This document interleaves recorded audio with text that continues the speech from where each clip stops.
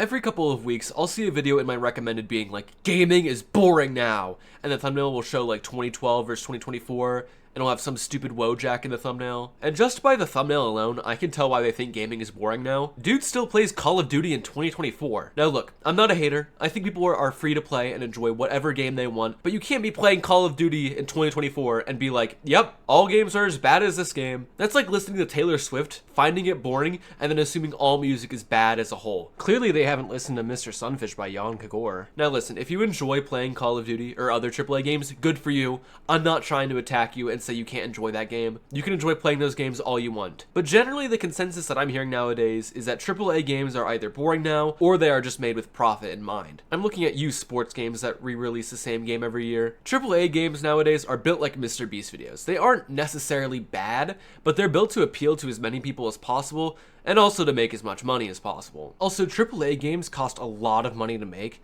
so game companies want to play it safe so they know they'll make a profit. And because of that, most AAA games just stick to what they know already works. That's probably why you find AAA games boring now. Except now there's microtransactions, which makes it even better. That was a joke if you couldn't tell. When people in these videos say that AAA gaming sucks, I agree with that completely. But here's the thing, AAA games are only a fraction of the gaming market. You don't have to keep playing Call of Duty or whatever the newest version of Madden is, because there's a whole other world of gaming that you are just ignoring. With how much more accessible it is to make games in this day and age, I can guarantee that if you just search around and do some digging, you'll be able to find your new favorite game. Now some of you may be asking, well, how do I find new games? And I mean, this is gonna seem kind of obvious, but the first thing I would recommend is just playing the games that your friends are playing, unless it's Valorant. If it's Valorant, stay very far away. That game has brought me nothing but pain. I caught my brother downloading Valorant on his PS5 the other day, and I went and made sure that he deleted it. Do not play Valorant. It will ruin your life. But yeah, playing what your friends are playing is a really good way of finding new games. Like one time I went over to my friend's house for a sleepover, and he was playing this game on his tablet,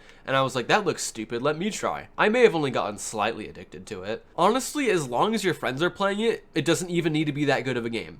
Unless it's Valorant. Like when I was recording footage from my previous video about horrible Roblox games, me and my friend had a blast playing all the games, even though they were really stupid and morally questionable at best. So honestly, if you're searching for a way to enjoy gaming again, playing with friends is a good idea. For me, playing with my friends is what gaming is all about. It's how I socialize with people. There have been so many times where I boot up Bed Wars with my friend David just to have an excuse to talk with him. Otherwise, I would probably never play Bed Wars. It's not a bad game by any means, but it's just the kind of game that I would only play with someone just to talk with them. But maybe you're the kind of person who doesn't have many friends who play games, or you're just more of a solo gamer. That's okay. There are a lot of single player indie games that you might enjoy. And I know for some reason a lot of people hate the idea of playing indie games, but let me tell you, dude, some of these games are straight up bangers. I don't know who you are or what your preferences are. I mean, you're just some random viewer who should probably be hitting the subscribe button right about now.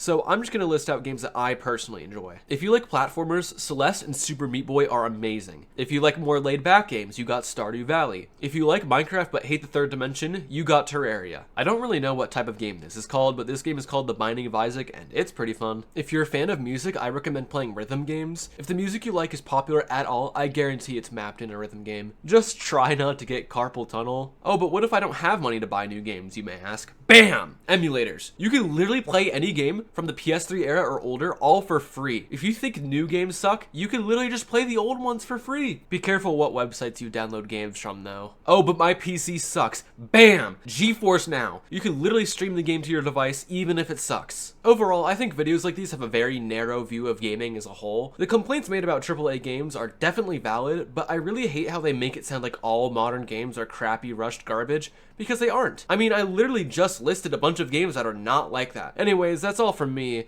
If you enjoyed this video, you should subscribe and check out my other videos where I yap about other stuff. You gotta do it quickly, you only got like 5 seconds.